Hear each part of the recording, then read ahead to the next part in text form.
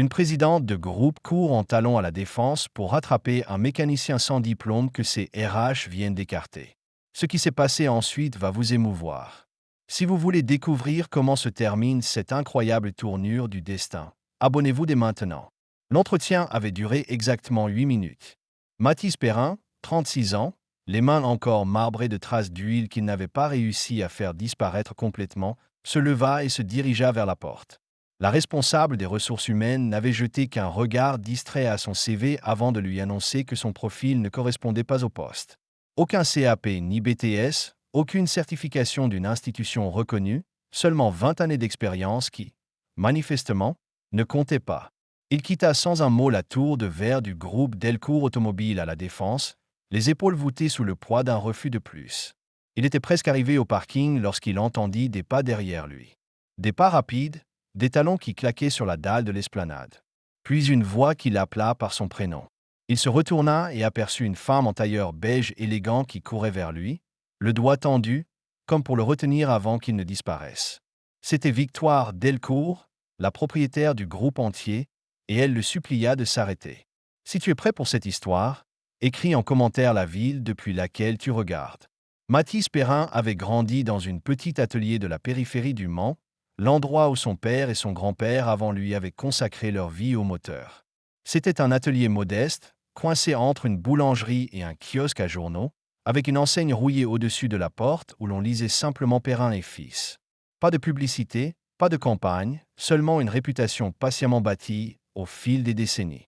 On disait que les Perrin pouvaient réparer n'importe quelle voiture. Quel que soit l'état, quelle que soit la panne. Mathis avait fait ses premiers pas entre bac à huile et caisse à outils. À 5 ans, il distinguait déjà une clé plate d'une clé à œil. À 10 ans, il aidait son père sur des petites réparations.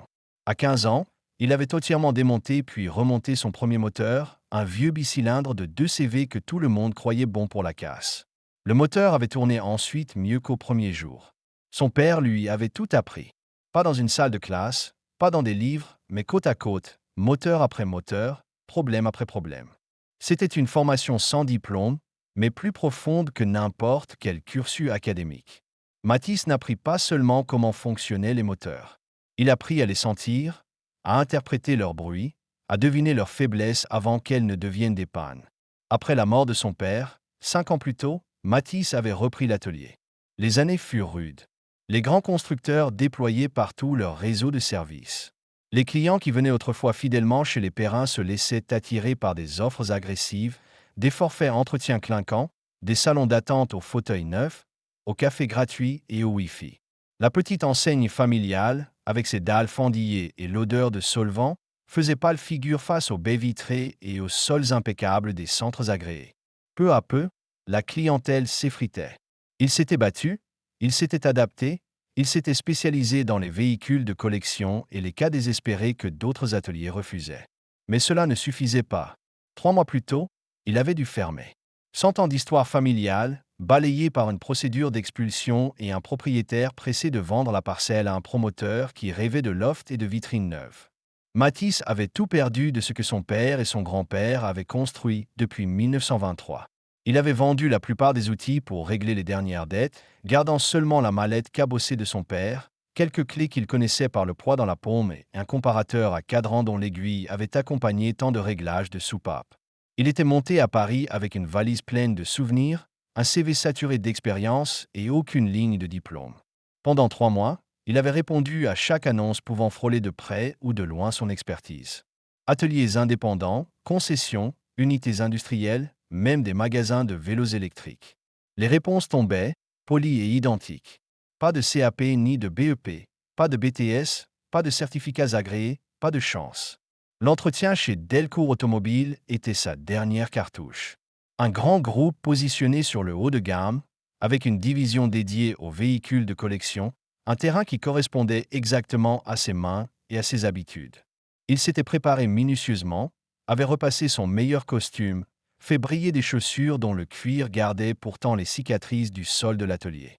Il n'avait pas pu empêcher une petite tache d'huile, là, au revers du col, souvenir entêté de sa dernière intervention sur un cabriolet des années 60 qu'un ami lui avait confié en catastrophe. La responsable RH ne l'avait pas laissé dépasser 5 minutes. Feuilletage rapide, froncement de sourcils à l'absence de diplôme, puis la phrase polie. Votre profil ne correspond pas. Il n'avait pas protesté. Il savait que protester ne changeait rien. Le monde a ses règles et il ne rentrait pas dans le cadre. Victoire Delcourt était née avec ce que certains appellent une cuillère en argent, une image qu'elle détestait. Son père, Guillaume Delcourt, avait fondé le groupe il y a 40 ans, à partir d'un petit garage de Boulogne-Billancourt, avant d'en faire un ensemble tentaculaire comptant aujourd'hui des sites partout en France et plusieurs antennes en Belgique et en Suisse. Victoire avait fréquenté les meilleures écoles, HEC Paris pour l'économie et la stratégie, puis l'INSEAD pour asseoir son réseau et son regard international. Elle parlait 5 langues avec une aisance presque insolente, lisait un bilan comme d'autres lisent un roman et avait repris la direction du groupe à 30 ans, après l'infarctus de son père. Sous sa conduite, Delcourt Automobile avait encore grandi. Nouveau marché, marges optimisées, actionnaires rassurés. Victoire travaillait 16 heures par jour, dormait 5 et laissait les 3 restantes à ce que d'autres appellent la vie, une succession de dîners d'affaires et d'événements de réseau. À 39 ans, elle n'était ni mariée ni mère, et plus riche qu'elle ne pourrait jamais le dépenser. Mais dans les interstices du calendrier parfait se trouvait un vide qu'aucun tableau de bord ne comblait. Elle possédait un Penthouse à Paris avec vue sur la Seine et la Tour Eiffel, une maison de vacances à Cassis perchée au-dessus des falaises, une collection d'art contemporain valant des millions. Elle était plus seule qu'elle ne l'aurait jamais admis. Sa vie était parfaitement organisée et parfaitement vide. Chaque journée était minutée, chaque minute optimisée, chaque décision calculée. Elle avait oublié ce que signifiait être spontanée. Elle avait oublié ce que signifiait faire quelque chose simplement parce que cela semblait juste et non parce que cela paraissait stratégique. Ce mardi matin, elle n'était d'ailleurs pas censée se trouver au bureau. Elle avait un vol pour Genève dans 3 heures pour une réunion du conseil. Mais un instinct qu'elle ne savait pas nommer l'avait poussée à repasser par les ressources humaines. Delcourt Automobile cherchait depuis des mois un spécialiste pour sa division Delcourt Héritage. C'était un projet de prestige, un dossier que Victoire portait en personne. La restauration et l'entretien d'automobiles classiques, un domaine où la main savait plus que le diplôme, où l'expérience valait de l'or. Elle avait demandé au service RH de dénicher le meilleur profil, quel qu'en soit le prix. Pourtant, tous les candidats se ressemblaient. Jeunes, bardés de diplômes impeccables et zéro expérience réelle. Des gens qui avaient lu dans des manuels comment fonctionne un moteur, sans jamais en tenir un entre leurs mains. Ce matin-là, lorsqu'elle franchit la porte vitrée du service, elle aperçut un homme traverser le couloir. Il portait une chemise en jean tachée d'huile, ses mains étaient rugueuses, marquées par le travail, et ses épaules s'affaissaient d'une fatigue qui dépassait la simple lassitude physique. Il avait l'air d'un homme qui avait renoncé. Quelque chose en lui la fit s'arrêter. Peut-être sa démarche, lourde d'autre chose qu'un refus de plus. Peut-être ses doigts qui s'ouvraient et se refermaient, comme s'il cherchait des outils qu'il n'avait plus. Elle entra dans le bureau de la responsable RH et demanda qui était cet homme. Ce que la responsable lui raconta fit glacer son sang et accéléra son cœur. L'homme s'appelait Mathis Perrin. 3e génération d'une famille de mécaniciens près du Mans, ville où la mécanique est une langue maternelle. 20 années d'expérience sur des véhicules de collection, des Delahaye d'avant-guerre aux italiennes les plus rares. Spécialiste des moteurs qu'on disait perdus, des voitures oubliées depuis des décennies dans des granges qu'il avait su réveiller. Il n'avait pas de formation formelle, c'était vrai. Aucun CAP, aucun BEP, pas de BTS, rien qui fasse joli dans un dossier. Mais il avait des références qui se lisaient comme une encyclopédie de l'histoire automobile française. Club DS France, Club Alpine, Musée des 24 heures du Mans, Conservatoire Citroën à Aulnay, Musée de l'aventure Peugeot à Sochaux, Cité de l'automobile à Mulhouse, sans parler de collectionneurs de Sologne et de Provence qui lui confiaient le voiture les yeux fermés. Sur son CV, entre 2 numéros de téléphone, s'alignaient des mentions techniques qui ne trompaient pas. Circuit hydraulique LHM remis à neuf sur DS21, synchronisation de double Weber sur Alpine 1600S, réalignement de train avant sur Facel Vega, métrologie de Villebrequin au centième, faisceau refait à l'identique sur traction 11B, réglage d'avance sur allumeur du cellier, reconstruction d'une culasse Gordini fissurée. La responsable conclut qu'il ne rentrait pas dans le cadre. Pas de diplôme, donc pas de suite. Victoire ne l'écoutait déjà plus. Une seule pensée tournait dans sa tête, claire et obstinée. Elle ne pouvait pas le laisser partir. Des clubs de voitures anciennes de tout le pays, de Lille à Marseille, le décrivaient comme le meilleur mécanicien qu'ils aient rencontré. Des collectionneurs dont les garages valaient des millions lui confiaient leurs autos les yeux fermés. Des musées, le musée des 24 heures du Mans, le conservatoire Citroën, le musée de l'aventure Peugeot à Sochaux, la cité de l'automobile à Mulhouse, l'avaient sollicité pour des restaurations délicates que personne n'osait promettre. La responsable RH l'avait pourtant écarté parce qu'il ne rentrait pas dans la case. Pas de certificat, pas de diplômes académiques. Sur le papier, il n'était personne. Un système conçu pour réduire le risque venait d'éliminer un homme inestimable. Victoire n'écoutait déjà plus. Ses pensées galopaient pendant que son corps agissait. Elle était déjà sur le chemin de la porte. Ses talons tapaient sur le marbre poli du couloir, sec et rapide, un métronome qui accélérait. Des collaborateurs se retournaient, surpris de voir leur présidente courir. Victoire Delcourt ne courait pas. D'ordinaire, elle glissait dans les couloirs avec l'assurance d'une femme qui maîtrise tout. Là, elle courait et elle aurait été incapable d'expliquer pourquoi. Ce n'était ni rationnel, ni stratégique. Ce n'était pas calculé. C'était simplement juste. Quelque chose en elle, un réflexe qu'elle croyait disparu, lui hurlait de ne pas le laisser partir. Elle atteignit la sortie juste à temps pour l'apercevoir traversant le parvis en direction de la rampe du parking. Le ciel était gris ce jour-là. Les nuages pesaient sur la Défense comme un drap humide. Un vent froid remontait de la Seine avec une odeur de pluie et de béton mouillé. Matisse avançait lentement dans cette lumière terne, comme s'il n'avait plus aucun lieu qui mérite d'être rejoint vite. Ses épaules se tassaient davantage. Sa chemise en jean claquait au vent. Il ressemblait à un homme qui ne savait plus où aller. Victoire cria son prénom. Sa voix lui parut étrangère, plus forte et plus pressante qu'elle ne l'aurait voulu. Matisse ne réagit pas. Peut-être n'avait-il pas entendu, recouvert par la bourrasque et le grondement sourd des voitures sous la dalle. Peut-être ne voulait-il plus entendre ce que le monde avait à lui dire. Elle se mit à courir. Vraiment courir, pas cette allure maîtrisée qu'elle adoptait lors des galas quand il fallait passer d'un échange à l'autre. Cela faisait des années qu'elle n'avait pas sprinté ainsi. Ses escarpins italiens aux petits talons n'étaient pas faits pour l'asphalte. Son tailleur de cachemire sur mesure n'était pas fait pour battre au vent. Toute sa vie, si parfaitement organisée et optimisée, n'était pas faite pour poursuivre un inconnu dont la seule qualification, aux yeux des standards modernes, était de n'en avoir aucune.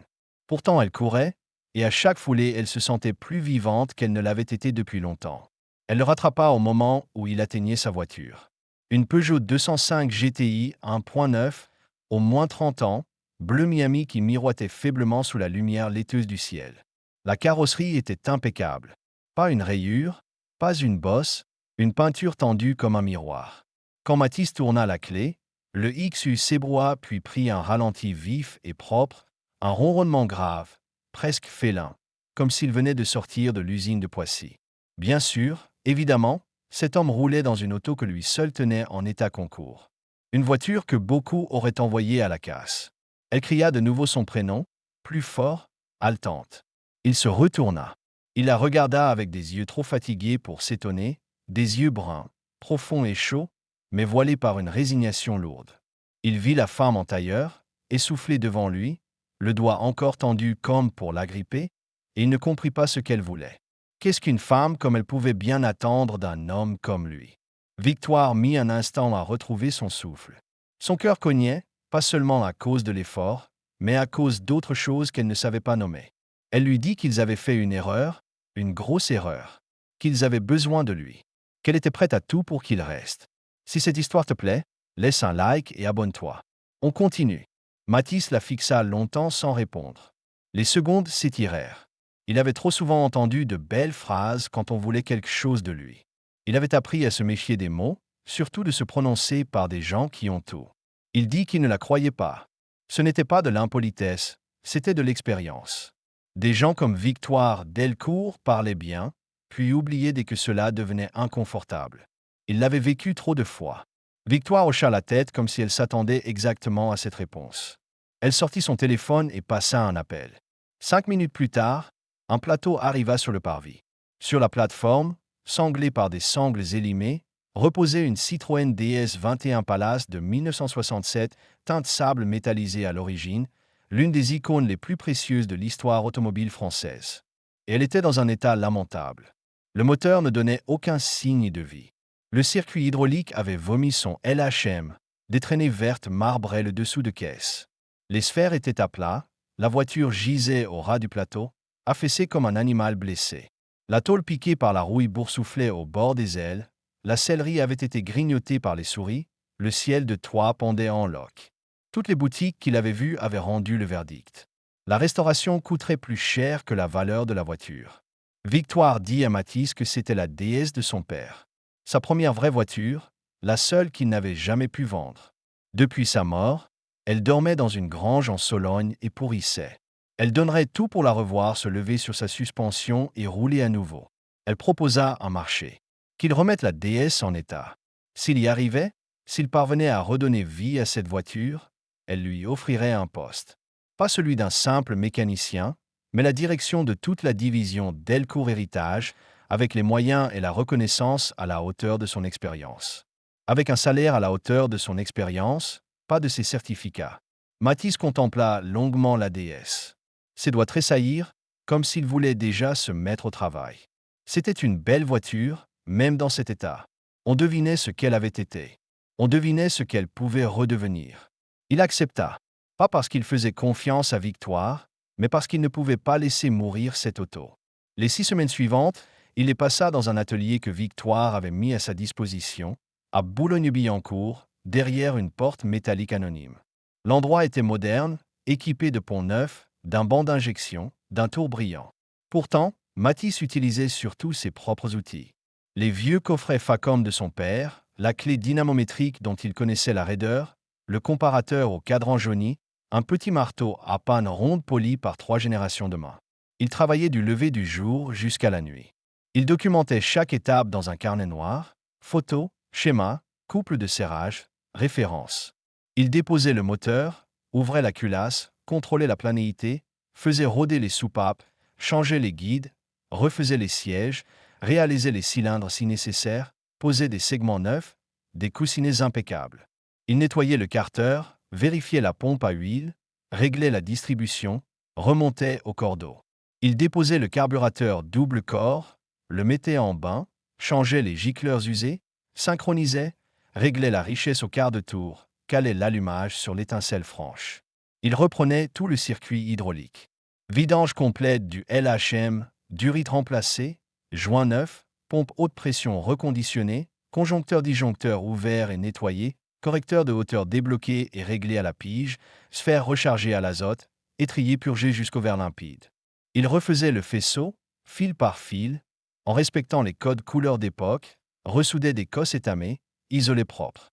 Il sauvait ce qui pouvait l'être de la sellerie palace. Les mousses furent refaites, le cuir détendu, nourri, reteinté. Les baguettes furent redressées, les chromes rattrapés sans excès. Sur la tôle, il découpait la rouille, greffait des pièces saines, ajustait, pointait, meulait, étamait, jusqu'à retrouver des lignes nettes. Pour la teinte, il gratta sous une charnière de porte, retrouva un éclat d'origine et fit refaire le sable métallisé exact. Il traqua les bruits parasites, fit disparaître les vibrations, ajusta les jeux au dixième. C'était plus que du travail. C'était une méditation, une réparation qui passait aussi par lui. Victoire venait souvent. Au début, des visites brèves, le temps d'un regard sur le planning et d'une question sur l'avancement. Puis elle restait. Elle posait des questions, de vraies questions. Pourquoi ce choix de gicleur? Comment on écoute un cliquetis?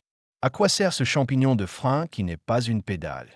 Elle voulait comprendre ce qu'il faisait, pourquoi il le faisait, ce qu'il ressentait quand un moteur cesse de se battre et se met à tourner rond.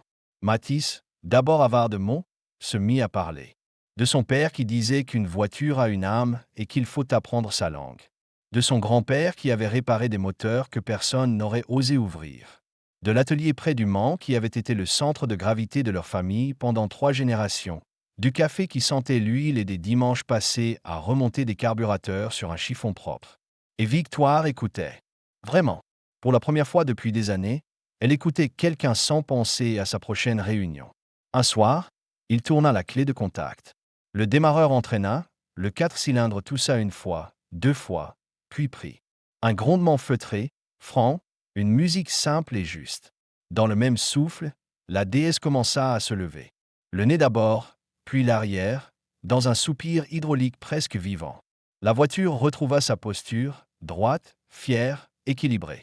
Victoire resta debout à côté, les mains devant la bouche, incapable de parler. Des larmes coulèrent sur ses joues. Cela ne lui arrivait plus. Victoire Delcourt ne pleurait pas. Elle analysait, elle décidait, elle résolvait. Là, elle pleurait. Et ce n'était pas une faiblesse. C'était une délivrance. Mathis était au volant, les mains encore marquées d'huile sur le grand volant monobranche en bakélite, un léger sourire au coin des lèvres. Le premier vrai sourire que Victoire lui voyait. La voiture n'était pas seulement réparée, elle était revenue à la vie.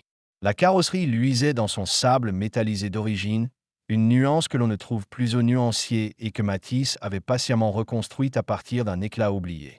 Le moteur tournait mieux qu'au jour de sa sortie d'usine, la suspension filtrait le sol comme si la route s'était polie sous elle.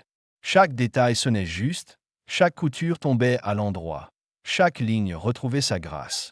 Le moteur ronronnait avec une perfection qu'il n'avait sans doute jamais atteinte en quittant Javel. Chaque détail était authentique, chaque couture tendue au millimètre, chaque ligne semblait redessinée par la lumière. On avait moins l'impression d'une restauration que d'une traversée du temps. Victoire prit place sur le siège passager, sans poser de questions, sans réfléchir. Le cuir clair était doux sous ses doigts, encore tiède du travail que Mathis y avait mis. Il démarra et elle ferma les yeux, se laissa porter par la respiration du 4 cylindres et le souffle discret de l'hydraulique. Ils roulèrent d'abord le long des quais, sous les ponts que la déesse filtrait comme si la pierre devenait moelleuse. Pont-Neuf, Louvre, Concorde, Invalides. Puis ils quittèrent Paris, glissèrent vers la vallée de Chevreuse, sur des départementales qui s'enroulaient entre champs et bois.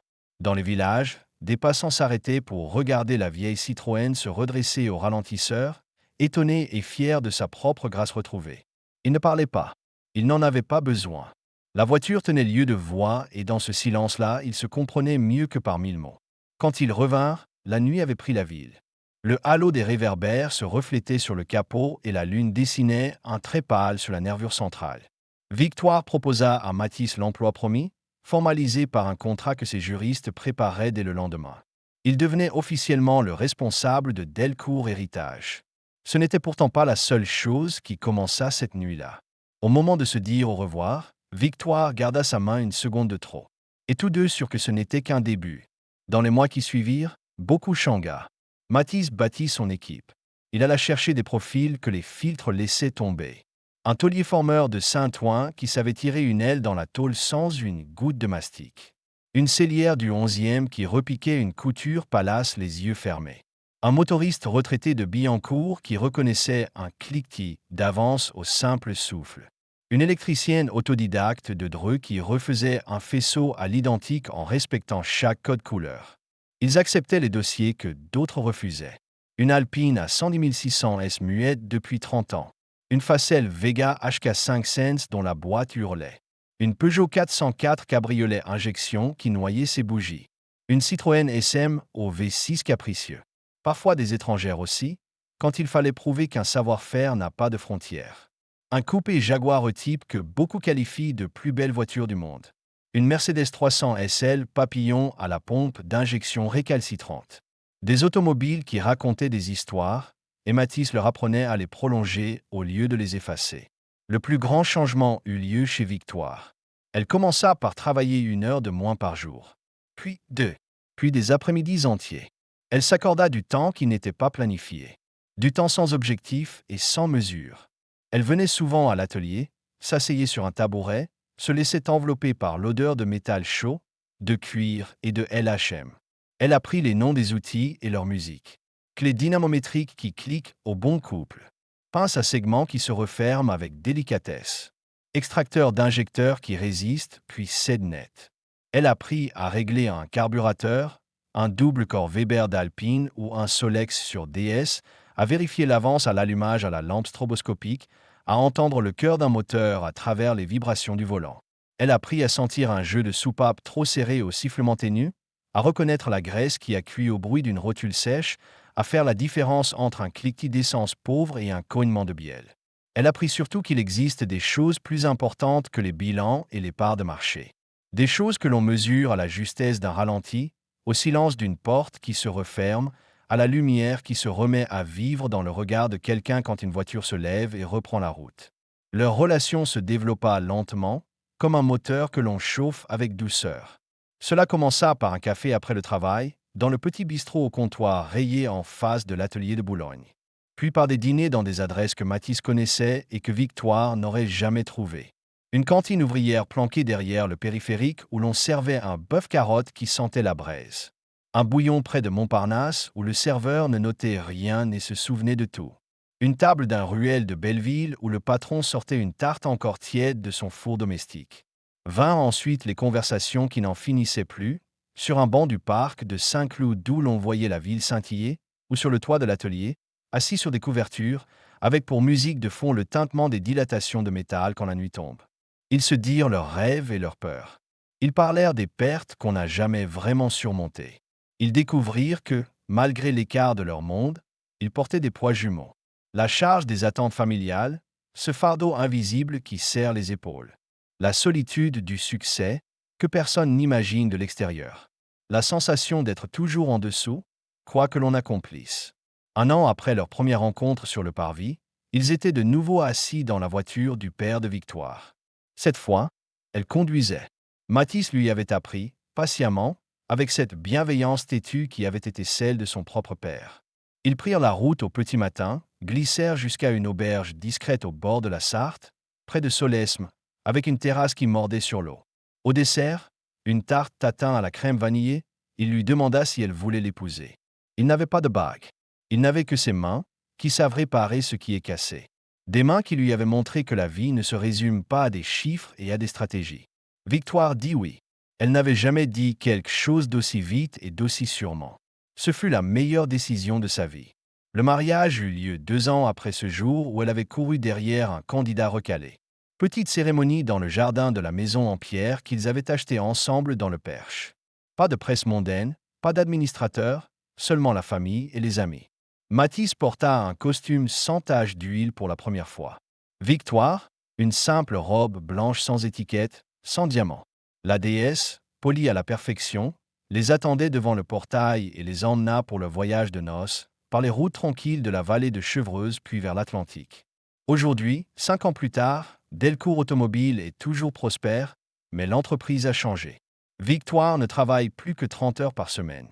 Elle a appris qu'une maison tient debout sans une surveillance permanente. Elle a appris qu'il existe des choses plus importantes que les résultats trimestriels. Sous la direction de Mathis, Delcourt Héritage est devenu le navire amiral du groupe. Des collectionneurs du monde entier envoient leurs voitures à Boulogne. Les délais d'attente s'allongent, les ateliers bourdonnent, mais Mathis ne mesure pas sa réussite au chiffre d'affaires. Il la mesure au nombre d'autos sauvés, d'histoires préservées, de gestes transmis. Il a mis en place des journées ouvertes le samedi pour les apprentis sans diplôme, des carnets techniques détaillés pour documenter chaque méthode, des binômes où l'ancien enseigne aux plus jeunes comment écouter un moteur avant même de le démonter. Dans les registres, il note une autre donnée qui n'intéresse que lui. Le moment exact où une voiture, après des années d'abandon, se redresse, respire et reprend la route. C'est là, dit-il, que le métier a un sens. Ils ont 2 enfants, un fils prénommé Guillaume comme le père de Victoire, et une fille prénommée Aline comme la mère de Mathis. Tous deux connaissent déjà les bases de la mécanique, même si Guillaume n'a que 4 ans et Aline seulement 2. Mathis leur apprend comme son père le lui avait appris. Pas pour en faire des mécaniciens, mais pour leur montrer qu'il existe des choses précieuses qu'on n'apprend pas à l'école. Guillaume sait reconnaître une clé de 10 d'une clé de 13, essuyer un outil avant de le ranger, tenir une lampe sans éblouir. Aline montre du doigt le bidon de LHM en disant le jus vert et écoute, grave, le soupir de la déesse quand elle s'abaisse après l'arrêt. La DS 21 Palace est toujours dans leur garage. Elle sort régulièrement, jamais posée là pour faire joli. Mathis répète que les voitures sont faites pour rouler, pas pour dormir derrière une vitre. Victoire acquiesce. Le dimanche, quand le temps est clair, ils partent en famille. La déesse glisse le long des routes de la vallée de Chevreuse, grimpe doucement vers les plateaux du Perche, traverse des villages où les volets battent encore au matin. Ils s'arrêtent près d'un étang dissimulé derrière une haie, partagent un panier, repartent au coucher avec la lumière qui coule sur le cap au sable. Parfois, quand Mathis repense à ce jour où tout a commencé, sur le parvis balayé par le vent, il secoue la tête sans y croire. Il était venu pour perdre ce qui lui restait. Il a trouvé tout le reste. Une femme qu'il aime telle qu'il est. Une famille qu'il n'osait espérer. Un sens qui dépasse la réparation d'un moteur, un fil invisible qui relie des gestes à des vies. Et Victoire repense à l'instant où elle a traversé la porte vitrée en courant, dans des chaussures inconfortables et un tailleur trop parfait, derrière un homme qu'elle ne connaissait pas. La décision la plus irrationnelle de son existence est la meilleure. Car parfois, ce sont précisément les décisions qui n'ont aucun sens qui changent une vie. Parfois, il faut courir sans savoir où l'on va. Parfois, il faut faire confiance à quelqu'un qui ne rentre pas dans la case. Et parfois, tout à fait parfois, deux personnes qui n'auraient pas dû s'assembler fabriquent ensemble quelque chose de beau. La déesse attend sous le vent, prête pour la prochaine sortie. Mathis et Victoire se tiennent côte à côte, prêts pour tout ce qui vient. Parce que certaines choses méritent d'être sauvées. Les voitures, les gens, et parfois, de façon inattendue, les cœurs de ceux qui croyaient avoir tout perdu. Si cette histoire t'a rappelé que les vraies qualités se cachent souvent là où personne ne cherche et que les meilleures décisions sont parfois celles qui ne s'expliquent pas, laisse un petit signe, un cœur, un simple geste pour dire que ces mots t'ont atteint. Chaque personne mérite une seconde chance et chaque cœur mérite quelqu'un qui court après lui. Si cette histoire vous a touché, abonnez-vous à notre chaîne pour ne pas manquer la prochaine aventure de famille, de vérité et de rédemption. Et restez avec nous pour d'autres secondes chances qui réparent les cœurs comme les moteurs.